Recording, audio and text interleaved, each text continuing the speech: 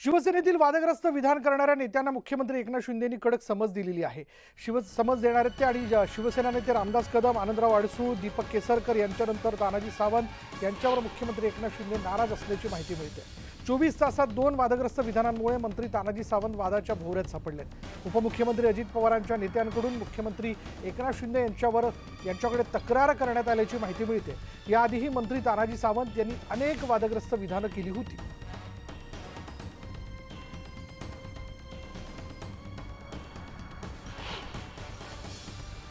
मला स्वतःला असं वाटतं की ही एक दुर्घटना असली तरी याच्यामधून काहीतरी चांगलं घडावं आणि अरबी समुद्रामध्ये छत्रपती शिवाजी महाराजांचा जो पुतळा उभारण्याचं काम होतं हे काही तांत्रिक अडचणीमुळे थांबलेलं आहे।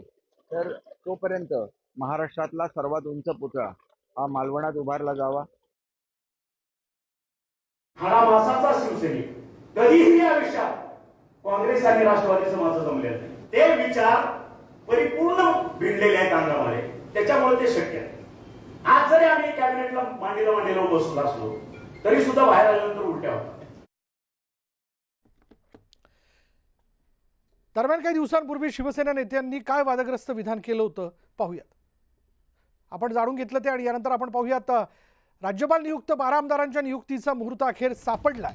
मुख्यमंत्री एकनाथ शिंदे, उपमुख्यमंत्री देवेंद्र फडणवीस आणि उपमुख्यमंत्री अजित पवार यांच्यामध्ये या बैठकीत खलबत झाली असल्याची सूत्रांची माहिती आहे। वर्षा बंगल्यावरील झालेल्या बैठकीत 12ही नावांवर शिक्कामोर्तब झाल्याची चर्चा आहे। 12 पैकी 6 जागा भाजप, 3 जागा शिवसेना आणि 3 जागा राष्ट्रवादी काँग्रेसला मिळणार असल्याची माहिती आहे। राज्यपाल नियुक्त 12 जागाबद्दलचं जे प्रकरण आहे ते न्यायालयात आहे, मात्र 2 सप्टेंबरला या संदर्भात निर्णय येण्याची अपेक्षा आहे। सध्या 78 सदस्य संख्या असलेल्या विधान परिषद सभागृहात 27 जागा रिक्त आहेत। सध्या महायुतीचे 34 आणि महाविकास आघाडीचे 17 सदस्य सभागृहात आहेत। राज्यपाल नियुक्त 12 सदस्यांमुळे महायुतीचे विधान परिषदेमध्ये वजन वाढेल।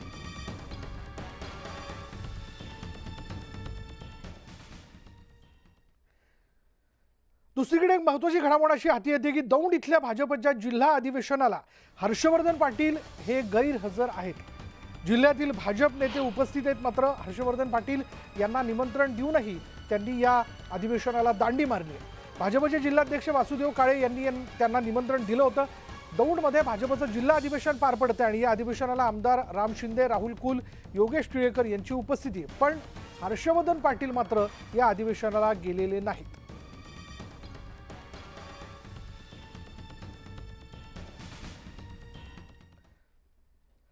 तर पंतप्रधान नरेंद्र मोदी यांनी मागितलेली माफी ही राजकीय असल्याची टीका खासदार संजय राऊत यांनी केली। आगामी निवडणुका डोळ्यासमोर ठेवून त्यांनी माफी मागितल्याचं म्हटलेलं आहे। पंतप्रधान मोदींनी त्यांचं काम केलं असलं तरी महाराष्ट्र देखील महाराष्ट्राचं काम करेल असा इशाराही संजय राऊत यांनी दिला।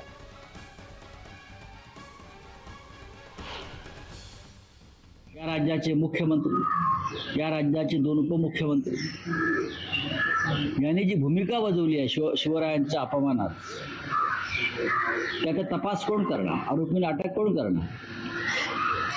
शिल्पकाराला ही सुपारी कोणी दिली काही कोटींची?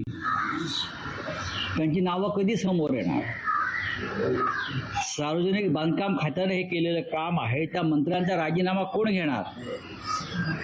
आणि पुतळ्यामागचं जे ठाणे कनेक्शन आहे, त्या ठाणे कनेक्शनचा सूत्रधार जो आहे मंत्रिमंडळात वर्षा बंगल्यावर, त्याचा राजीनामा कोण घेणार? त्याच्यामुळे माफीने प्रश्न सुटत नाही।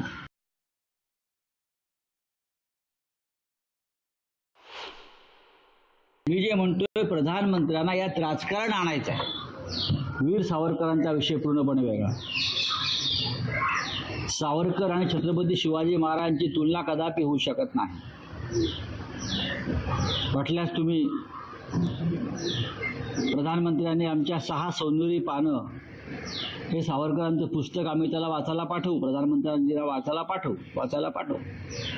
सावरकरांचा विषय पूर्णपणे वेगळा आहे।